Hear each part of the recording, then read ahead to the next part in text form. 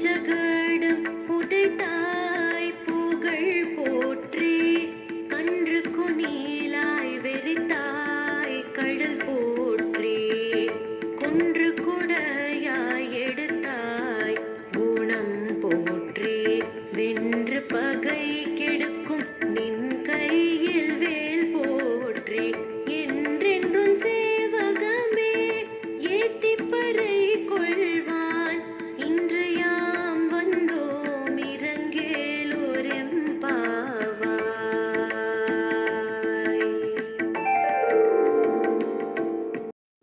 இந்த பாடலின் விளக்கம்: அன்று இந்த உலகத்தை அளந்தவனே, உன் திருவடிகளை போற்றுகின்றோம். தென் இலங்கை சென்று அங்கு அரக்கர்களை அழித்தவனே, உன் ஆற்றலை போற்றுகின்றோம். சகடக்காரன் அழியுமாறு உதைத்தவனே, உன் புகழை போற்றுகின்றோம். கன்று குட்டியாக வடிவம் எடுத்து வந்த பத்சாகரனை எரிதடியாக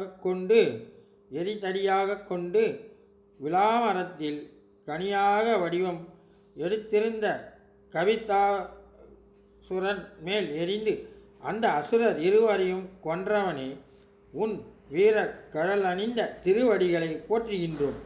கோவர்த்தன மலையை குடையாக எடுத்து மழையை தடுத்து மக்களை காத்தவனே, உன் அருட்குணத்தை போற்றுகின்றோம். பகைவர்களை வெற்றி கொண்டு அழிக்கும் உன் திருக்கையில் உள்ள வேலினை போற்றுகின்றோம். இப்படி பலவாறாக உன் வீரத்தை புகழ்ந்து போற்றி பறை கொள்வதற்காக இன்று நாங்கள் வந்தோம், அருள்வாயாக என்று இந்த பாடலின் விளக்கம்.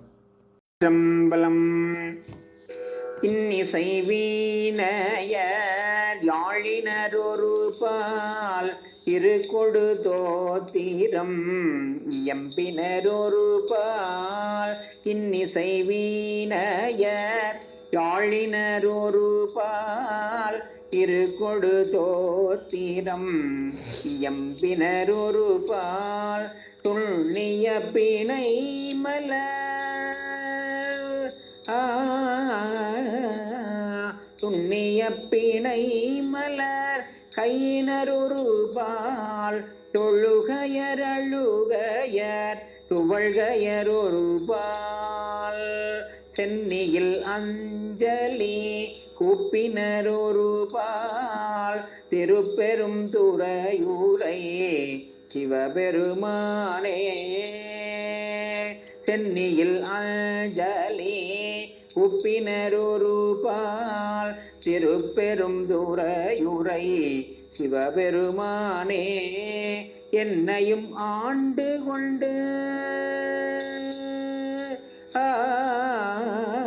என்னையும் ஆண்டு கொண்டு இன்னருள் புரியோ எம்பெருமான் பள்ளி எழுந்தருளாயே. எம்பெருமான் பள்ளி எழுந்து அருளாயே.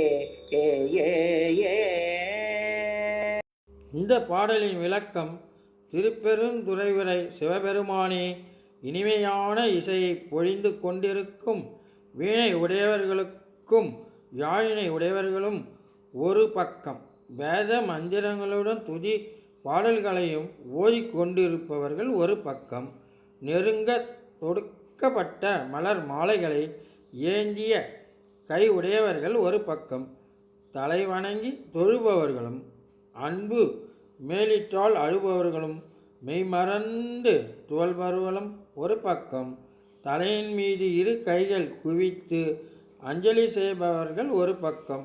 இவ்வாறு அடியார்கள் உன் திரு சன்னதியில் விளங்குகின்றனர்.